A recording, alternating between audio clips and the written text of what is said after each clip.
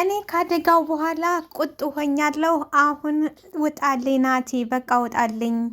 አይ ተፊቱም እኮ እንደዚሁ ነበር፣ ግን አሁን ትንሽ ጨምረሻል ይላል ናቲ። እንግዲህ እንደምናውቀው ናትዬ ኒናና ናትዬ ዝም ብሎ መስሎን ነበር፣ ግን ኒና ጽናት ባደረገችው በተንኮል ስራ እንግዲህ ለኒናም ተርፏት ነበረ። እናም ምን ታዘባችሁ? ናቲ ምን ያህል ለኒና ምን ያህል እንደተጨነቀላትና ምን ያህል እንዳዘነ እንዳያችሁት በጣም ነው የገረመኝ። በጣምም አሳዝኖኛል። እንግዲህ ቦታ ሰጥተው አታውቅም ነበረ፣ ግን ምን ያህል እንደሚወዳት በደንብ አሳይቶናል ማለት ነው። ሰላም ጤና ይስጥልኝ ውድና የተከበራችሁ አድማጭና ተመልካቾቼ፣ ለዚህ ቻናል አዲስ የሆናችሁ ላይክ፣ ሰብስክራይብ፣ ሼር በማድረግ ትጀምሩ ዘንድ በትህትና ጋብዛችኋለሁ። ለምታደርጉልኝ አመሰግናለሁ። እንግዲህ የጽናት ክፋት እንደቀጠለና በጣም እየጨመረ ነው ያለው። በዚህ ሁኔታ ጽናት በቅርቡ ቤቷን እንደምታጣው ነው እንግዲህ የሚያሳየው። ምክንያቱም የሰው ልጅ በከፋና ተንኮል በጀመረ ቁጥር ተንኮል ራስን ነው የሚጥለው። በተለይ ደግሞ እንግዲህ ሶሲ አሁን ባለችበት ሁኔታ መልካምና ወደ ራሷ የተመለሰች ነፍስ አውቃለች።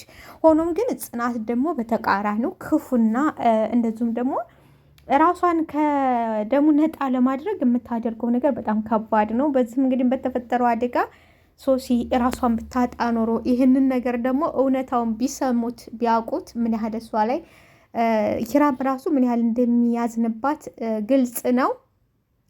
እና ደግሞ ማለት ነው ጽናት ራሷ በራሷ ጊዜ እየለፈለፈች ነው። ምሩ ወደ እሷ ስመጣ እንግዲህ እያስለፈለፋት ነው። የአቦን መገበሪያ የበላ ይለፈልፋና አይደለም የሚባለው። እና በጣም የሚያሳዝን ነው።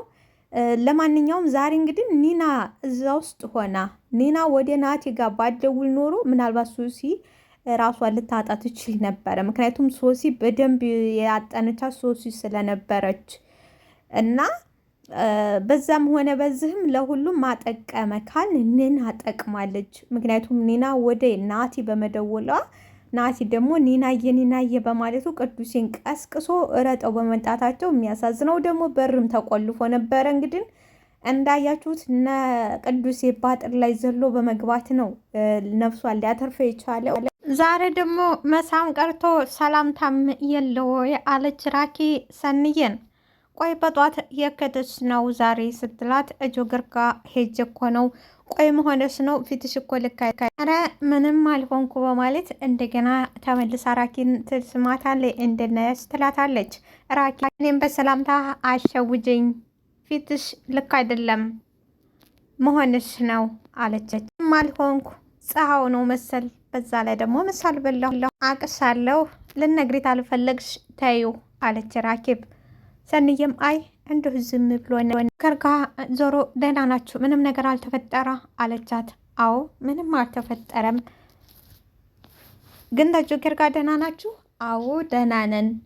እና ከጆከር ጋር ከዋልሽ ምንድን የሆንሽው? ፊትሽ ልክ አይደለም። ከጆከር ጋር ከዋልሽ ምንድን የሆንሽው? ልክ አይደለም። እዚህ ስኮኝ አቅሻለሁ፣ ልክ አይደለሽም ትላታለች ራኪ። ቆይ ለምንድን ነው የሚደውልልኝ አለቻት። ደስተኛ ነኝ። እሱ ለምንድን ነው ደስተኛ ለመሆን የማይሞክረው አለች። ራኪብም ማን ነው የሚደውልልኝ? ሌላ አለ ደግሞ ስልኬ ጆከር እጅ ላይ ነበረ። አሁን ምን ብዬ ነው ማስረዳው ላለች ሰኒ እንግዲህ እንደደወለላት ክብሮም ነው አለች ራኪ። አዎ ቆይ እሱ ደግሞ ምን ፈልጎ ነው የሚደውልልሽ? አትርሱኝ ነው ወይ? አትርሱኝ አስታውሱኝ ነው። ደግሞ ጆከር ላይ ነበረ፣ እጁ ላይ ነበር ሞባይሌ። ጆከር ደበረው። ቆይ ምን ፈልጎ ነው? ያን ሁሉ ከጠላት ጋር ተባብሮና ያን ሁሉ ነገር እየሱ ለማድረግ ከጠላት ጋር ካይቀር ተባብሮ አንቺን አጉል ቦታ ለማስገባት ካለ በኋላ አሁን ምን ፈልጎ ነው? ምንድን ፈልጎ ነው አሁን አንቺ ጋር ብደውለው?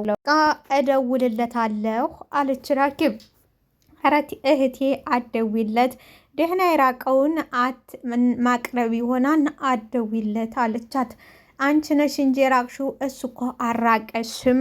እህቴ አትደውይለት፣ እንደውም ብሎክ አድርጌ እገላገላለሁ አለች። ብሎክ ታረግሽው ከህይወትሽ ወጣ ማለት ነው ወይ? እንደውም አልደውልም በአካል እሄድለታለሁ አለች ራኪ።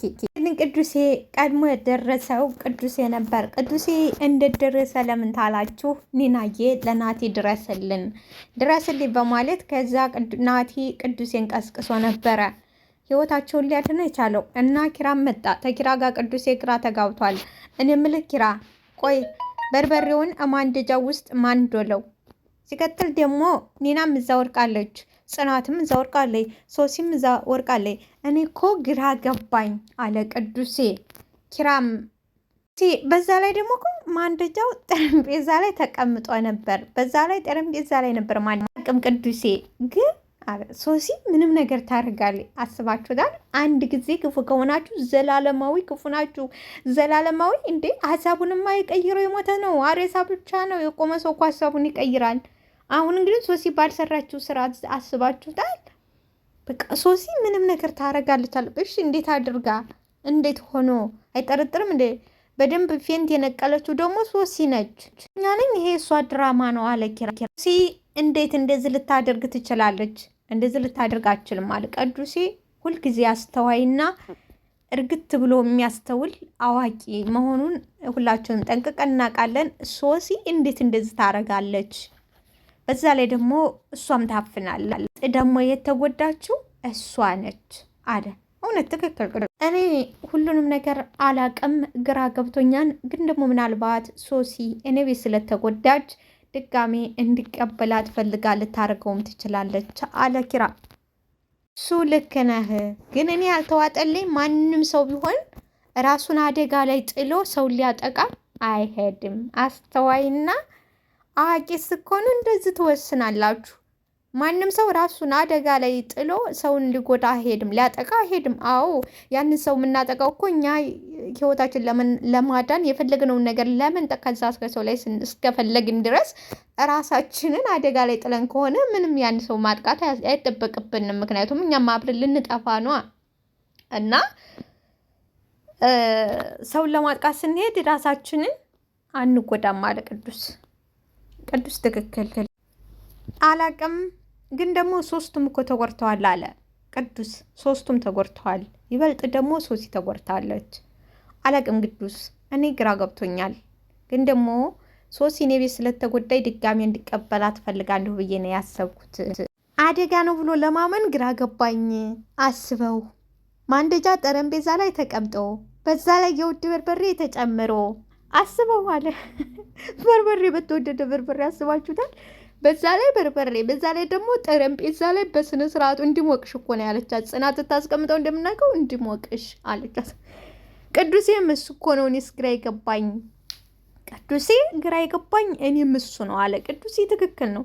ቅዱሴ ጠርጥሯል። ጽናት እንደሆነ ቅዱሴ በደንብ ጠርጥሯል። በነገራችን ላይ ኔናን አሁን ኔና ሰሞኑን ታወራናለች። አወርሜ ለኔና ኔና አለችበት። ቅዱሴ እንዴት ነው የሚሻለው? እንዴት ነው ማረገው አለ ኪራ። ቅዱሴ ምን ነው አለው። እንዴት አድርገን ነው ሶሲን የምንጠይቃት? አሁን እስኪሻላትና እስትታገገም ድረስ እኛ ቤት ነበር መሆን ያለባት። ግን ደግሞ ከጽናት ጋር የጦፈ ጦርነት ይከፈታል። እዛ ቦታ ቤተሰቦቿ ቢሰሙ ከባድ ነው። ምን ይሻለኛል አለው። ይሄ እኮ ታይታለም የተፈታ ነው። ጦርነቱማ ካይታለም የተፈታ ነው። አይነት አጣብቂኝ ውስጥ እንደገባሁ አላቅም ይላል ኪራ። እንግዲህ ግራ ተጋብቷል። እውነት የኪራ ህይወት በጣም ግራ አጋቢና ፈተና ነው የሆነበት። እንደዚህ ከሆነ ትዳር ባይሆን ይቅር ነው የምትሉት አይደለ? እናት እንግዲህ ለብቻዋ ቁጭ ብላ ጸጸት ውስጥ ገባች። ምንድን ነው ያደረግኩት? ቆይ ምንድን ነው የፈጠርኩት? ምንድን ነው ያደረግኩት? ሶሲን እቀጣለሁ ብዬ ኒናን፣ ቤቴን፣ እራሴን አፈረስኩት። ምንድን ነው ያደረግኩት አለች። ነገር እኮ ማንም አላየኝም። ኒናም አላየች፣ ኪራም አያውቅም። በቃ ጸጥላለሁ፣ ማንም ያየስ የለም ካለች በኋላ ደግሞ ሶሲ ብትናገርስ ሶሲ ተነገረችው። ኪራ ጨካኝ ነሽ፣ አረመኔ ነሽ ይለኛል፣ ምን ይሻለኛል እያለች ማውጣት ማውረድ ብቻ ሆነባት።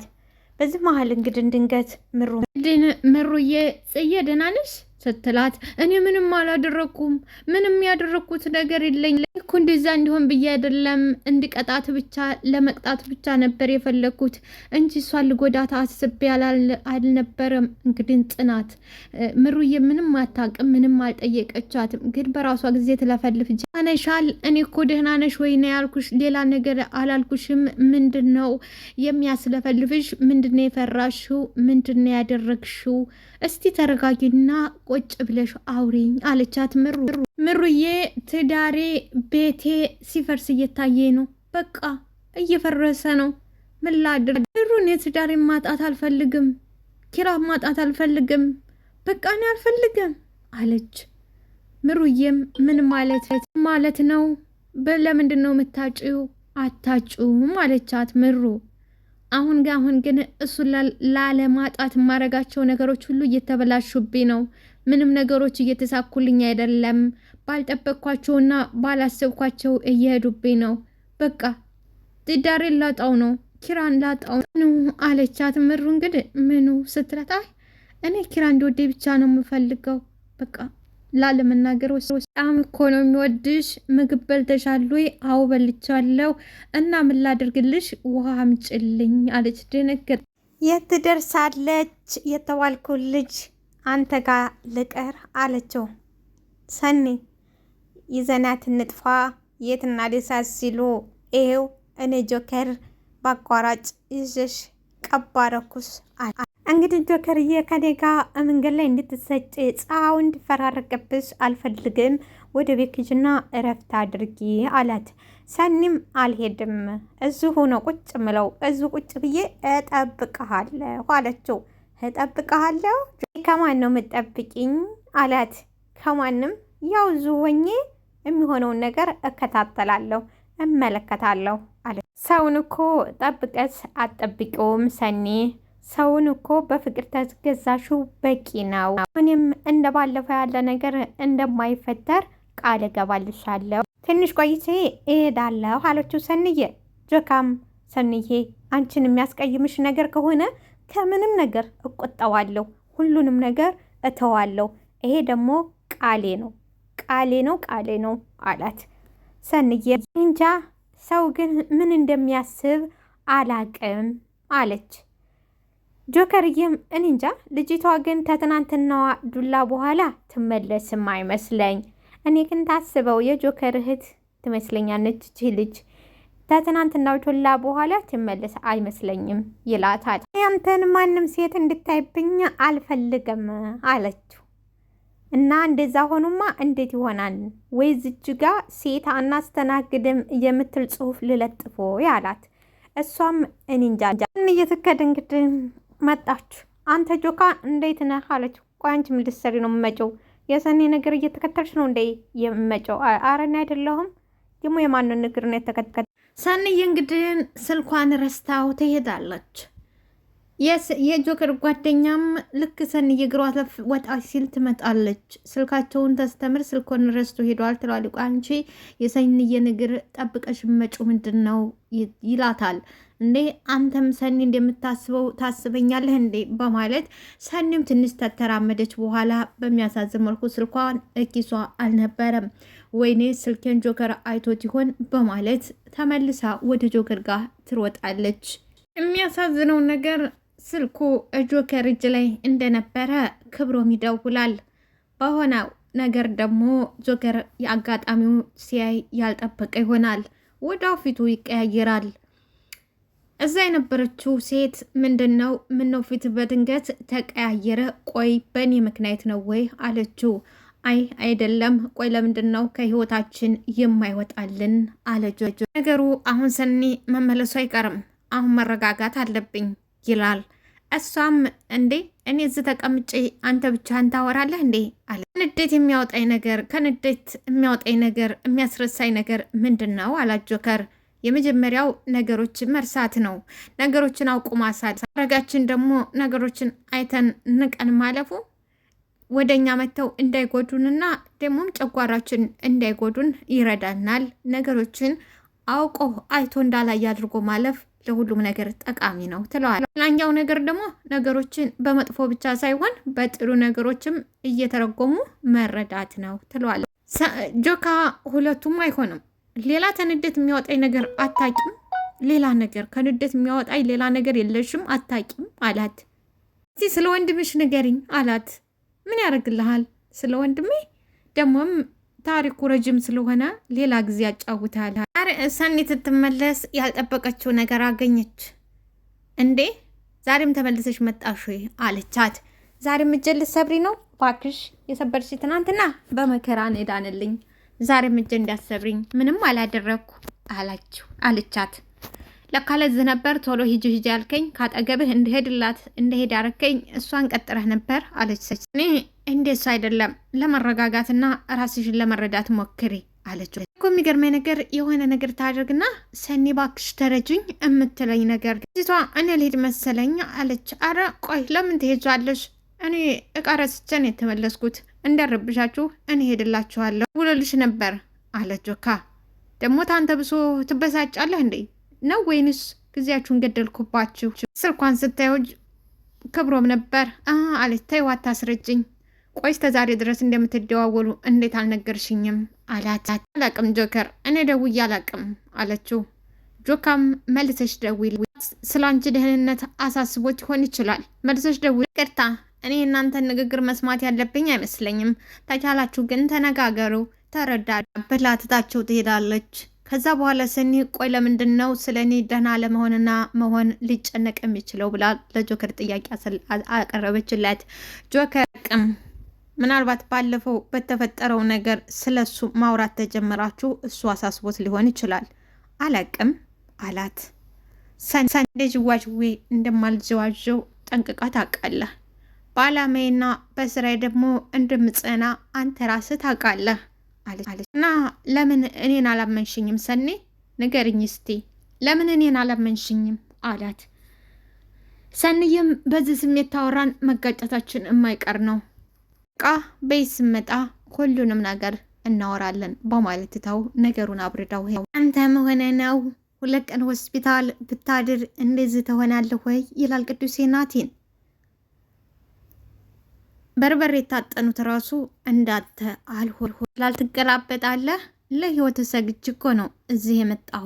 ኪራጋ እኮ ቀጠሮን ነበር፣ አሁን ስንት ሰዓት እኮ ነው? ሌላ ቅዱሴ 8 ሰዓት ወይኔ በማለት በቃ ተኪራጋ ቀጠሮ አለ፣ ሶሲን እናያታለን በማለት ሲለው በቃ እኔም የኔ ማረፊያ አያታለሁ አለ። የአይኑ ማረፊያ ማነች ካላችሁ ኒና ነች። ለናቲ ድስት ግጣሙን አያጣም ይላል የሀገራችን ሰው።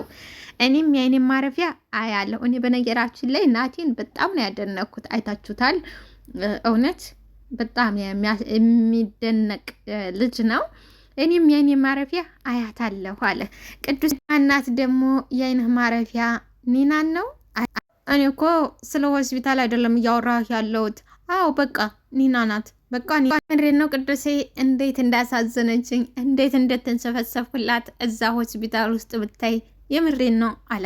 ዶክተሩ መጥቶ መርፌ ሲወጋት የምር እንዴት እንዳዘንኩላት ብታይ፣ የምር እንዴት እንዳዘንኩላት አለና እንደውም ዶክተሩን ምናለ ግሉኮክሱን መርፌውን በግሉኮክስ መልኩ በአፏ ቢሰጣት ስለው እንዴት ገላምጦኝ እንዴት ተሄደ ዶክተሩ ይላል ናቲ። ቅዱስ በጣም እኮ አሳዝናኝ ነው። ወይኔ ናየ አሁን ሙዟን ይዤላት እሄዳለሁ ጥቅን ትላለች ይችላል። የሚያሳዝነው ግን ናቲ ሙዙን ራሱ ይዞ ተሄደ በኋላ እሱም ይበለዋል። ሙዟን ይዤላት እሄዳለሁ ናየ ጥቅን ትልልኛለች። የምር ጎበዝ ነህ። አብረሃት መሆን በነበረበት ሰዓት አብረሃት ሆነሃል አለ ቅዱሴ። በጣም ደግሞ እንደዚህ ያለ ነገሮች ይገዛቸዋል። ቀደተው ቅዱስ እሱ የድሮቹ ናቸው። የአሁኖቹ እኮ አሰራራቸው ተቀይሯል። እንደዛ የሚባለው የድሮዎቹ ነበሩ። የአሁኖቹ አሰራራቸው ተቀይሯል አለ ናቲ። ማናቸው ደግሞ የድሮዎቹ አለው። ይኸውልህ ቅዱስ የድሮዎቹ ናቸው፣ እንደዛ ነበሩ። የአሁኖቹ አንተን የሚቀርቡህ ባንክ ውስጥ ባለው ቁጥር ገንዘብ ብቻ ነው። እንደዚህ ነው የአሁኑ። የእውነቴን ነው ቅዱስ የአሁኑ አለው። ይህ ነገር ግን ኒናን አይወክልም አይደል አለ ቅዱስ። ይህን ነገር ኒናን አይወክላትም አይደል ዋ አለ ቅዱሴ። እሱማ አይወክላትም፣ ግን ላንተ ለጠቅላላ እውቀት ልንገርህ ብዬ ነው። አንተ እኔን እየመከርከኝ እንደ አሁን ማይሞት እኔ ያንተ ምክር ብሰማ አንድ ቀን እዚች ምድር ላይ እኖራለሁ አለ ቅድቅድ። ምን ማለት ነው ቅዱሴ? እኔ ይኸው እየኖርኩ አይደለም? አንተማ በቸርነቱ ነው፣ በቸርነቱ። ላይክ ሰብስክራይብ አድርጉት። አመሰግናለሁ።